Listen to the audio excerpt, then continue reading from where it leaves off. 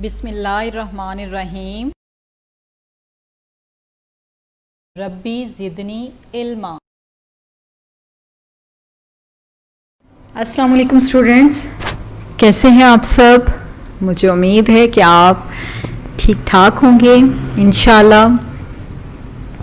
آپ کا مضمون اردو جماعت اول، عنوان تفہیم عبارت، اور میں آپ کی معلمہ مس فاخرہ آپ سے مخاطب ہوں۔ تو چلیں آغاز کرتے ہیں۔ اچھا جی، اب سب سے پہلے دیکھیں، عبارت کو غور سے پڑھیں اور سوالات کے جوابات دیں۔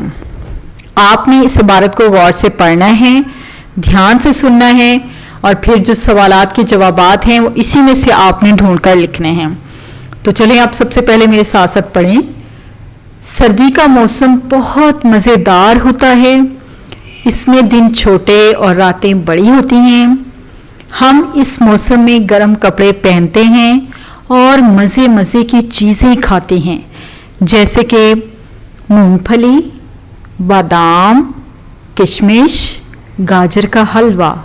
او مائی گاڈ، یہ ساری چیزیں تو مجھے بہت ہی زیادہ پسند ہیں، یقیناً آپ کو بھی پسند ہوں گی کیونکہ سردی کے موسم میں یہ زیادہ چیزیں کھائی جاتی ہیں۔ اچھا جی، اس کے بعد دیکھیں، رات کو لحاف میں بیٹھ کر نانی اماں سے کہانیاں سنتے ہیں۔ اب اس میں ایک لفظ استعمال ہوا ہے، لحاف۔ لحاف کا کیا مطلب ہے؟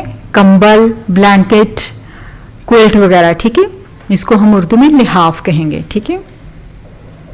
رات کو لحاف میں بیٹھ کر نانی اماں سے کہانیاں سنتے ہیں۔ سردی میں ہم چھپن چھپائی اور آنکھ مچولی کھیلتے ہیں۔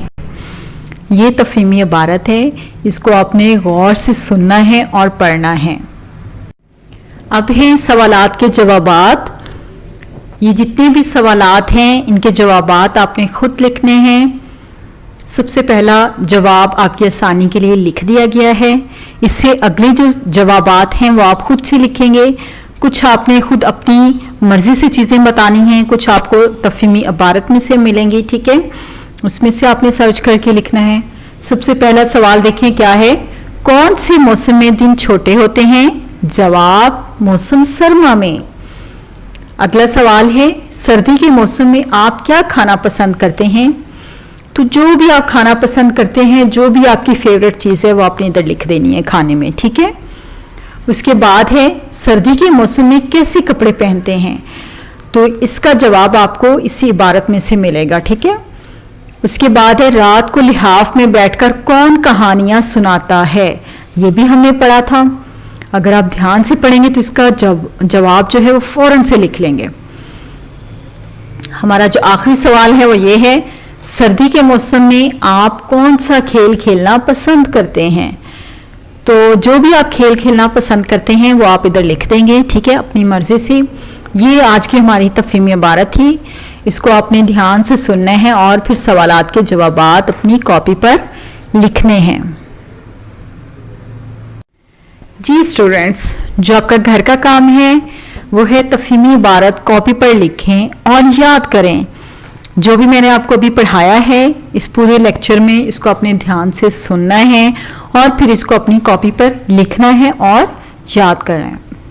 تو اچھا اسٹوڈینٹس، اپنا خیال رکھیے گا، ہم اگلے لیکچر میں ملیں گے، تب تک کے لیے اللہ حافظ۔